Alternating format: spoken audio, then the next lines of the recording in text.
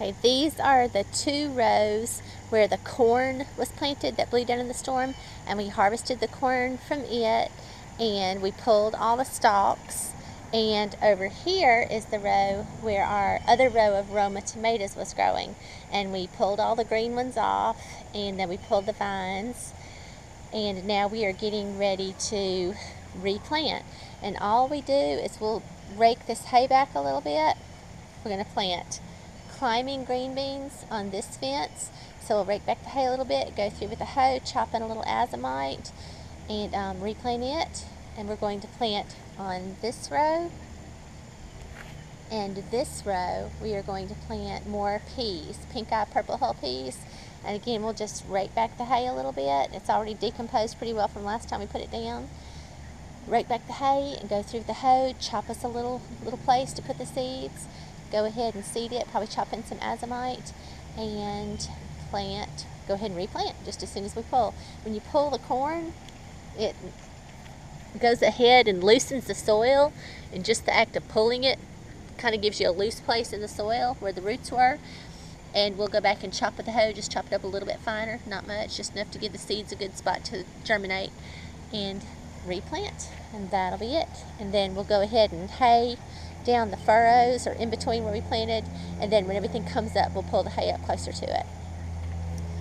Over here, that's exactly what we did over here when we pulled that other row of corn. So we pulled the corn, just chopped down exactly where we pulled the corn, and planted peas, and now we've got a really good stand of peas going. So we have 2 rows of pink eye purple hull peas here.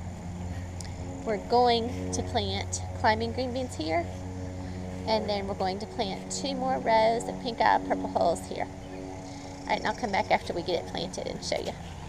It is Thursday, July 6th, and this is the mound in our chicken run area.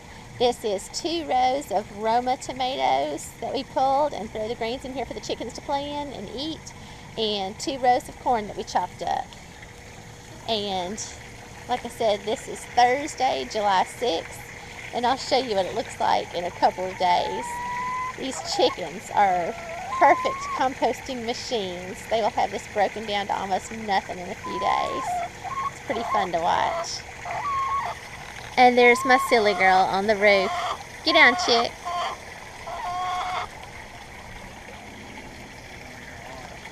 Get down, chick. Yeah. Okay. These are the only 5 Romas that we left.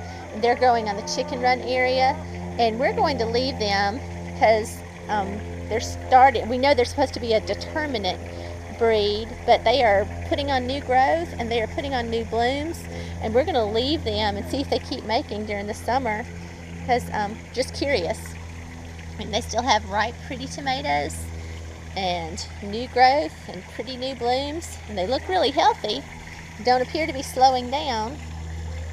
So we're going to leave these and see how they do. They're still making pretty tomatoes.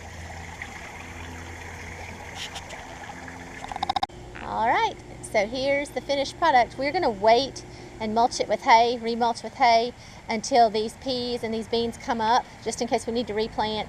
Just kind of makes it easier. We waited till these were about, I don't know, 3 inches high, and then we went through and we mulched around them with hay. So we'll do the same thing over here probably. But you can see the old hay. This is where we mulched really heavy with hay last time, and that old hay just breaks down to almost nothing. And you can see we've still got leaves in here. We mulch with everything, guys.